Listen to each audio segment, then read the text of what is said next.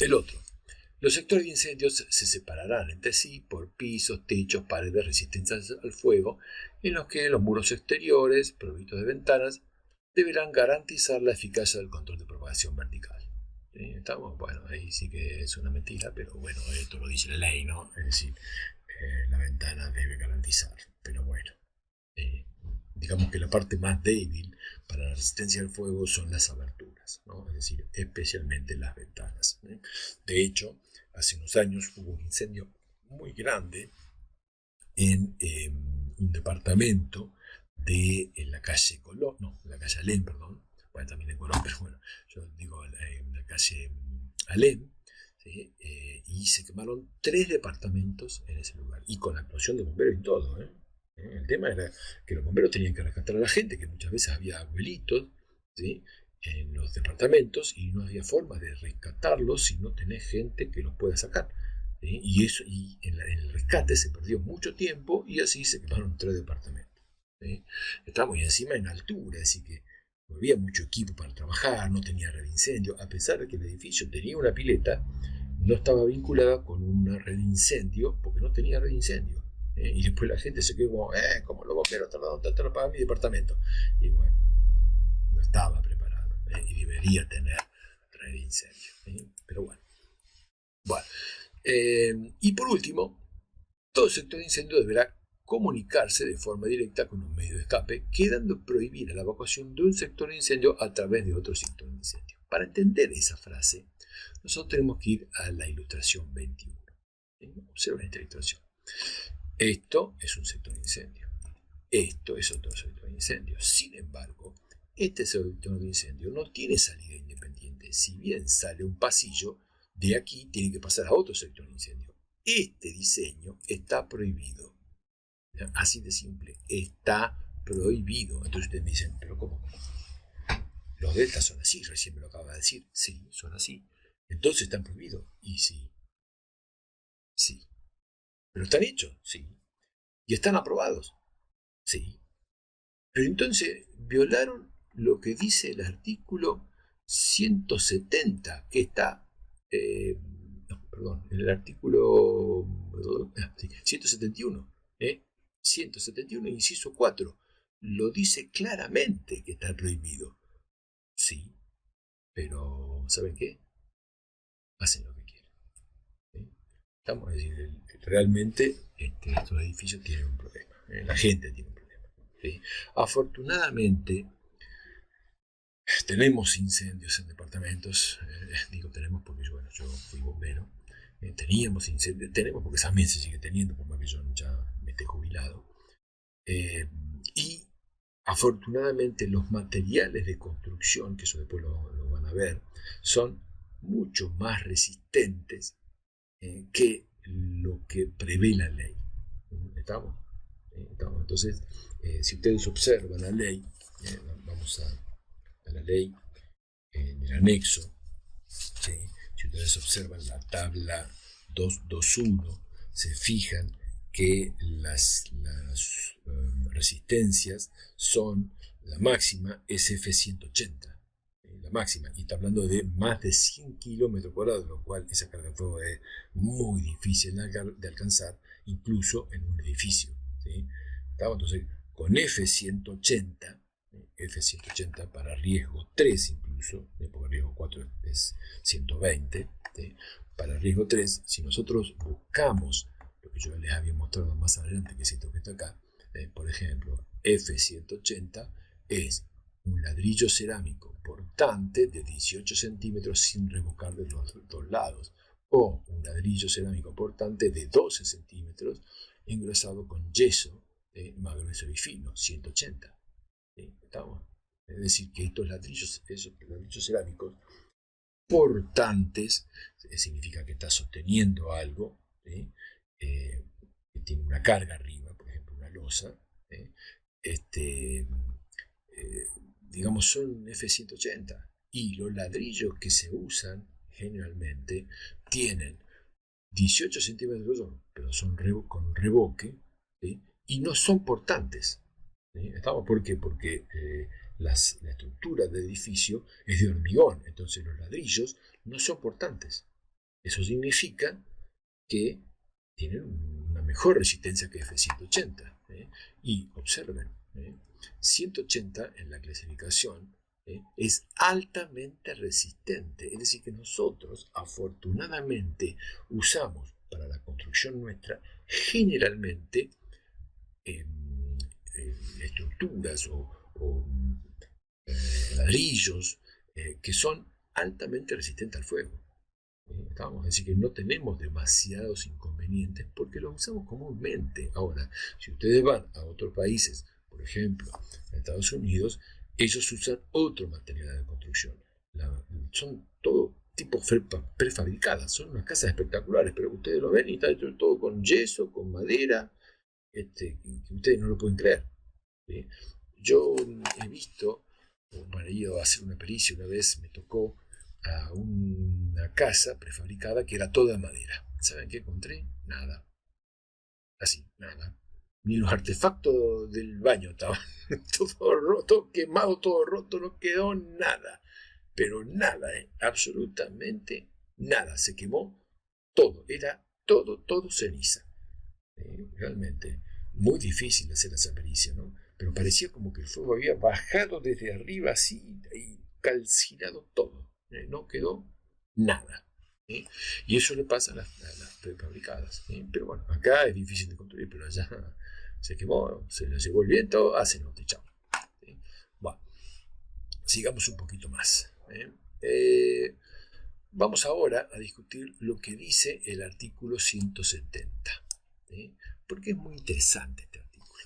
Porque acá en este artículo define el objetivo, entre comillas, de la resistencia de los muros. Dice, los materiales con que se construyan los establecimientos serán resistentes al fuego y deberán soportar sin derrumbarse la combustión de los elementos que contengan, de manera de permitir la evacuación de las personas. Y ahí es cuando empezamos mal. ¿Por qué empezamos mal? Porque veníamos bien al principio, porque debe ser resistencia al fuego, sí, todo bien, soportar, todo bien, pero cuando dice elementos que contengan, ya tenemos un problema, porque ahí estamos hablando de los elementos mobiliarios. ¿Y qué pasa de los inmobiliarios? Los inmobiliarios, si son una cantidad importante, digamos que vale la pena tenerlo en cuenta. Por ejemplo, imagínense que ustedes van a un gimnasio y el gimnasio tiene piso de madera, parqué, y además el techo tiene cielo raso machimbre. Ese material yo lo tengo que considerar para carga de fuego, porque no es mobiliario, es inmobiliario. ¿Y yo qué le puedo decir? Sí, lo deben considerar. ¿Por qué? Porque en el conjunto eso suma mucho. Capaz que ese gimnasio tiene 2 muebles nada más. Si ustedes van a hacer la carga de fuego de esos 2 muebles y sacan lo que es inmobiliario, el piso y el cielo raso, claro, les va a dar una carga de fuego muy chiquitita, entonces dice, no necesita nada, listo, pone duro en todo lado. Y no es así. No es así. Porque eso también se prende fuego. Y el machimbre, incluso de cielo raso, está pintado con barniz, que eso sabe cómo agarra. No se imaginan cómo agarra eso. Enseguidita deja el penacho, quema ese sector y ahí nomás se derrumba toda esa madera prendida a fuego y quema todo lo que hay alrededor. Estamos a decir toda la parte mobiliaria. Y es realmente un programa, eso es propagación. He visto casas que ha pasado eso, y bueno, de hecho pasa, ¿no? Una casa se quemó toda, me acuerdo una vez, empezó el fuego en un sector muy chiquitito en el fondo de la casa, cerca del garage, ¿sí? Pero como no tenía división interna en el cielo raso, el fuego, que está ahí al techo de machimbre, el fuego se fue por todos lados y quemó todo. Lo único que se salvó era el living, que estaba mucho más adelante, ¿sí? Por una casa muy profunda, el living, pero ni siquiera se salvó el garage, hasta el garage se quemó, todo, se quemó, todo, con el auto que estaba adentro, todo, se vino de vacaciones la gente. Bien, ese primer punto, elementos que contengan, tenemos un problema ahí, porque la solución es, lo tomo en cuenta para la carga de fuego, si son significativos. Si no, bueno, vamos a suponer que no sé, son es una pared pequeña que tiene un poquito de machimbre por el tema de la humedad. Bueno, ahí no lo tomo en cuenta, ¿sí? Pero si es muy importante, sí. Y el otro punto a tener en cuenta, ¿eh? Dice permitir la evacuación de la persona. Y acá ya me embarró. ¿Sí? Me embarró todo. Porque el objetivo de la sectorización y la resistencia al fuego van de la mano no es permitir la evacuación de las personas. ¿Sí? No, no. La idea es que no se propague el fuego, ¿sí? Que no vaya a los pasillos, es decir, propagación. ¿Sí? Las personas evacúan mucho antes que pase esto. ¿Estamos? Lo que pasa es que esto puede ser un tema de interpretación. ¿Por qué? Porque si el humo no pasa a los pasillos, entonces la gente puede evacuar. Bueno, en realidad, si yo tengo un incendio en un sector, no voy a hacer que la gente salga pasando cerca de ese sector prendido fuego. La idea es alejarse, salir por otra puerta. Para eso está la puerta de emergencia. ¿Se da cuenta? Esa es la idea de la puerta de emergencia, que la gente no tenga que pasar por un eventual frente de fuego. Estamos, esa sería la idea. Por eso este artículo, digamos que me cambia por ahí lo que se pretende. Y esto lleva a mucha confusión. Yo por ahí tomo los exámenes. ¿Cuál es la función de la sectorización? Y me pone permitir que las personas evacúen. No, no es así. ¿Sí? No es así. ¿Sí? O también yo les digo, dibújenme un sector de incendio en planta alta. ¿Sí? ¿Y qué me hacen? Y me hacen, a ver, déjenme ver acá si tengo un dibujo. Me hacen una cosa como esta. Así, esto. No, esto no es un sector de incendio en planta baja, en planta alta. ¿Sí? Yo le pedí un sector de incendio en planta alta. Esto es eventualmente un sector de incendio, este, en planta baja. ¿Por qué? Porque está vinculado con este pasillo que sale a un lugar exterior. ¿Sí?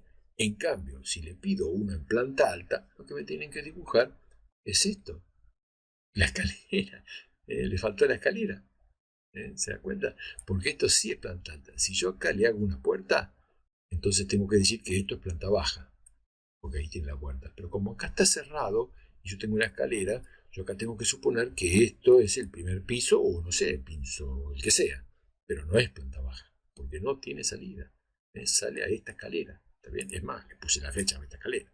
¿Sí? ¿Estamos? Entonces, cuidado cuando yo le diga eso, porque por ahí voy a decir, che, no sabés dibujar un sector de incendio en planta alta.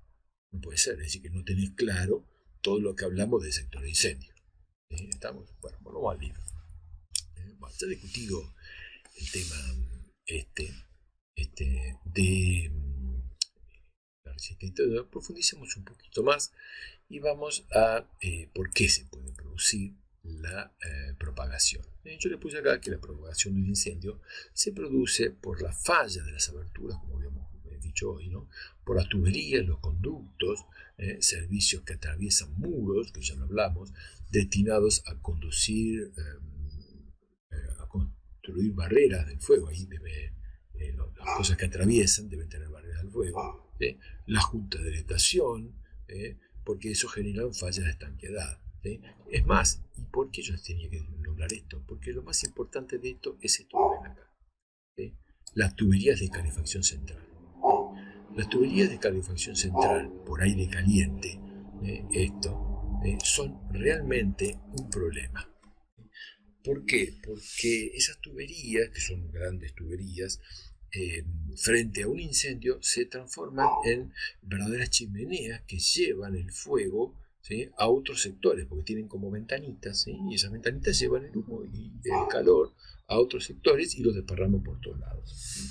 De hecho, recuerdo hace muchos años en Mar del Plata un incendio en un casino, que el fuego se propagó una gran distancia a otro sector y nadie sabía cómo se había ido a tal lugar. Bueno, parecían dos focos distintos y en realidad era un solo foco, pero el fuego, mejor dicho, el humo caliente había salido por una de las ventiletes de ese tipo de calefacción y había prendido otro sector. ¿Sí? Pero era un solo foco. Esto de los focos de incendio es muy importante. ¿Por qué? Porque si vos tenés 2 o 3 focos, puede ser que el incendio sea intencional, porque se te prendan 2 lugares al mismo tiempo, es muy raro, ¿no? Bueno. Otra cosita, los sectores de incendio también pueden ser las fachadas, como habíamos discutido, según la separación, ¿no? Y una cosita más cuando hablamos de las escaleras, ¿sí? Ahí tenemos que ir a la ilustración 38, ¿sí? Acá, en esta ilustración, en la ilustración 38, ustedes tienen que observar un detalle muy importante. Esto es subsuelo, ¿sí? El subsuelo tiene una escalera o una caja de escalera separada de las plantas superiores. Esto lo dice la ley, que tiene que ser así.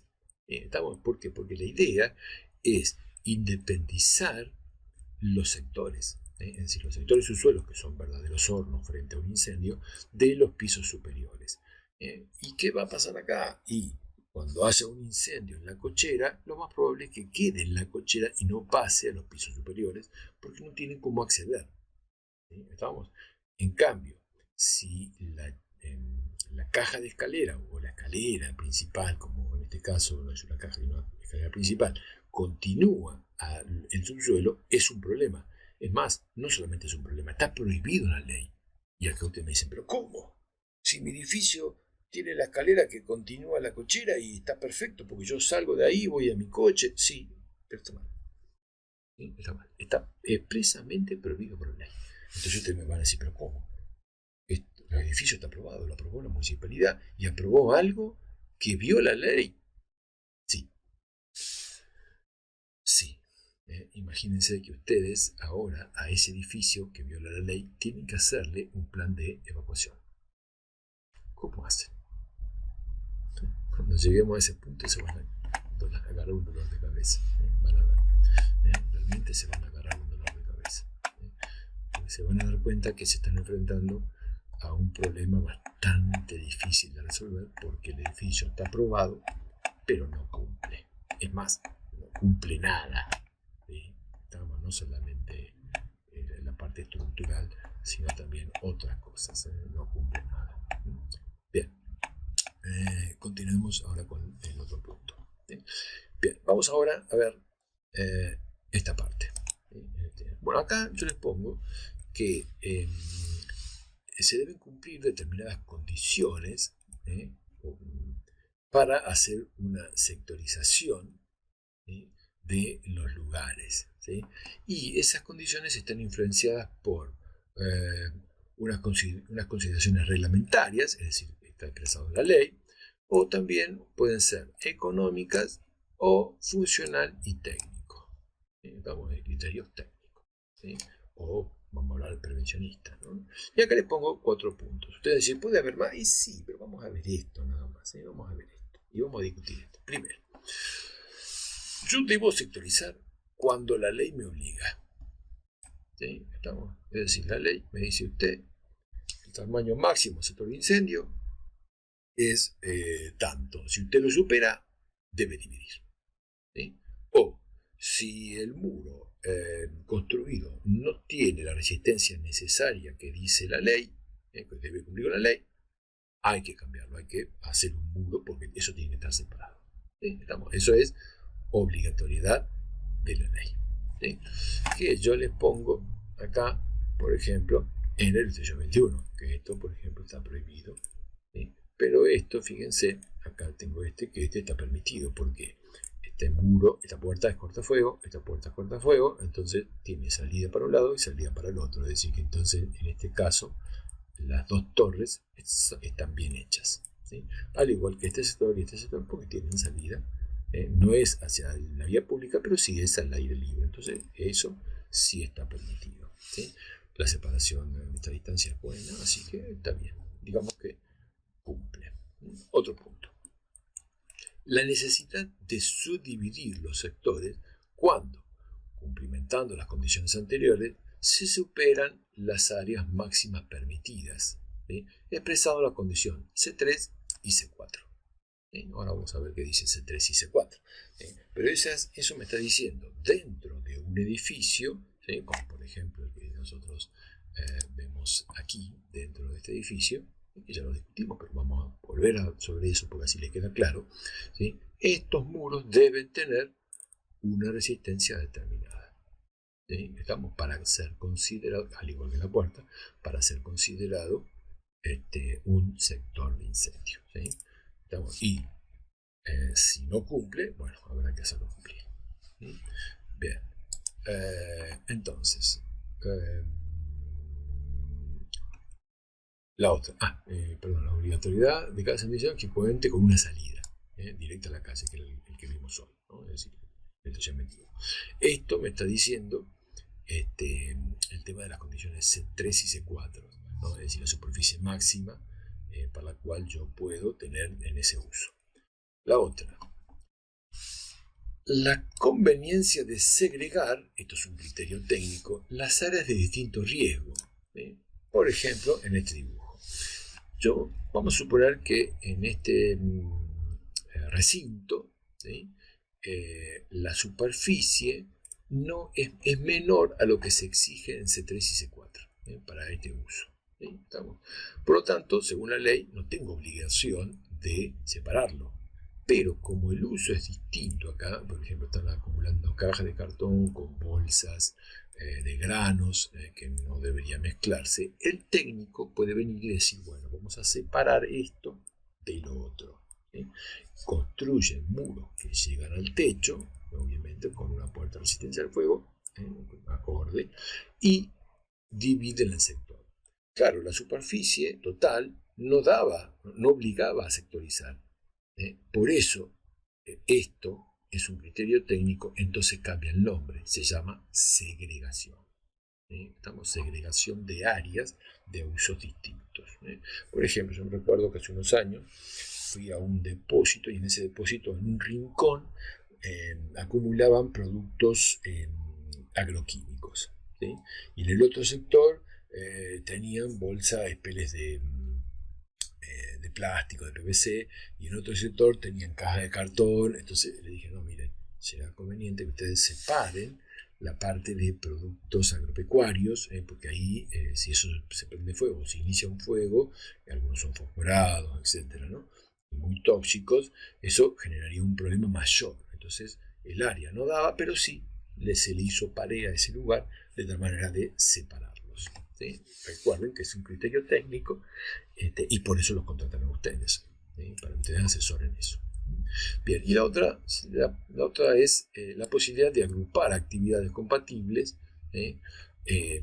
para simplificar los medios de escape, ¿no? Es decir, bueno, en algunas oficinas yo podría agrupar diferentes tipos de oficinas, hacer una sola, para con una sola salida sea suficiente. ¿Sí? Pero también es un criterio técnico. ¿Sí? Esto en vez de ser segregación es unión, sería lo contrario del anterior, pero bueno, eso es bastante difícil y el criterio tiene que estar muy afinado para eso. ¿Sí?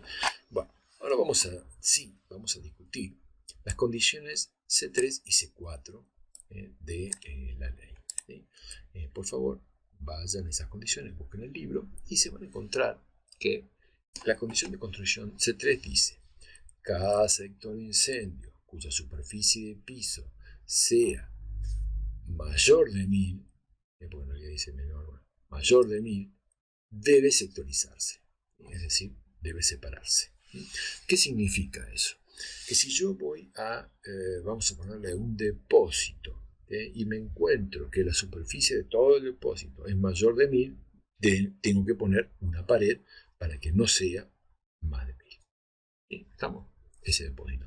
¿Me va a quedar otro depósito? Sí, me va a quedar otro depósito, que va a tener que tener puerta por otro lado, es decir, otra salida por el otro lado, porque no puede ser que de ese lugar salga por el otro lugar, porque eso está prohibido. ¿Sí? ¿Estamos? Bien.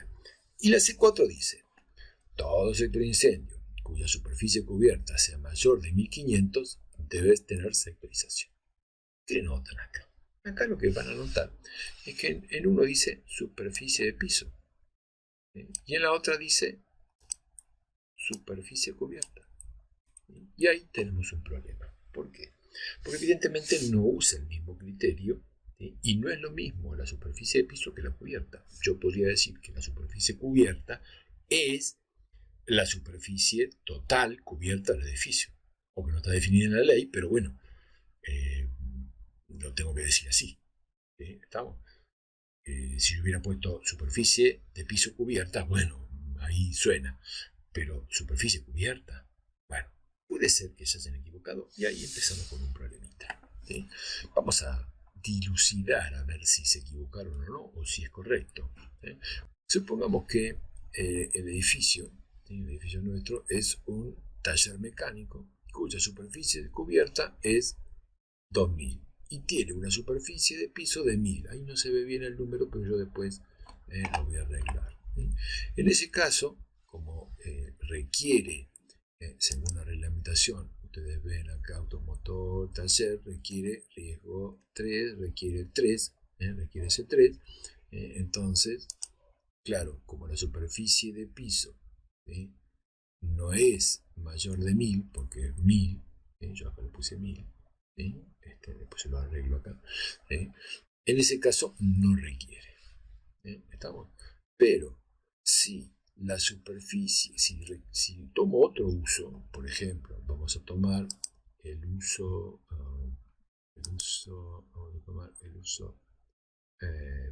comercio, es decir, se dedica a la venta de autos, por ejemplo, le hago también la parte comercial, requiere C4.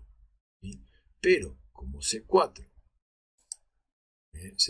son más de 1500 y la superficie cubierta es 2000, entonces requiere sectorización. ¿Se dan cuenta? Es decir, bueno, en este caso funciona bien. ¿Por qué funciona bien? Porque son rubros distintos. Estamos, es decir, uno taller mecánico del lago y el otro de la parte de venta del lago. Entonces ahí funciona bien. Pero ¿qué pasa cuando nos enfrentamos a un solo uso que tiene varios riesgos? ¿Sí? Y ahí sí que tenemos un problema. ¿Sí? Porque, observen, vamos a poner un depósito. Y vamos a tomar lo mismo que hoy, ¿no? Es decir, 2000 y 1000. Acá, bueno, ahí tiene que decir 1000. ¿Sí? 2000 y 1000. ¿Sí? Estamos va a decir 1000 después. En ese caso, yo qué voy a decidir. Si no vamos a la reglamentación, vamos a la ley, ¿sí? Nosotros decimos depósito. Depósito tiene varios rubros, ¿sí? Varios riesgos. Riesgo 3 y riesgo 4. El riesgo 3 pide C3 y el riesgo 4 pide C4. ¿Sí? Estamos bien. Acá el problema es definir qué riesgo tiene ese depósito. ¿Por qué? Porque mira lo que sucede. Mira lo que sucede. Si yo digo que el riesgo es 3, ¿sí? Y la superficie es 1000, en ese caso no requiere.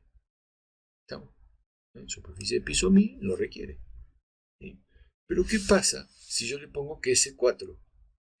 Si ese 4, si el riesgo es 4 y se requiere ese 4, entonces, como tiene 2000 metros cuadrados, requiere sectorización. ¿Sí? ¿Estamos? Entonces digo, ¿cómo? Cuando es más riesgoso no requiere y cuando es menos riesgoso sí requiere. Evidentemente hay un problemita. ¿Sí?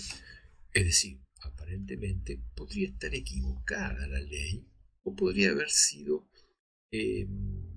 tipiada mal. ¿Sí? Estamos porque ya hemos visto algunos errores en la ley, que yo ya les comenté, algunas perlitas llamadas así, y hay más que vamos a descubrir. Por ejemplo, el inciso 339, ya vamos a verlo cuando veamos la parte de las escaleras, hay un error. ¿Sí? En el inciso 312 hay una falla en el factor de ocupación también, hay una tabla ahí que está mal tipiada. ¿Sí? Entonces se han encontrado algunos errores y podemos pensar que sí, que eso no debería decir superficie de piso, sino, perdón, superficie, no debería decir superficie total, debería decir superficie de piso. ¿Estamos? Pero igual, como no nos queda demasiado claro esto si es un error o no, vamos a iluminar un poquito y ver el anexo del código. que este anexo parece que es la sanación del 351 y desde mi punto de vista es el futuro de la reglamentación, ¿sí? Porque es mejor un código que se corrige fácilmente por especialistas y no una ley que tiene que ser hecha por políticos. Bueno, continuemos.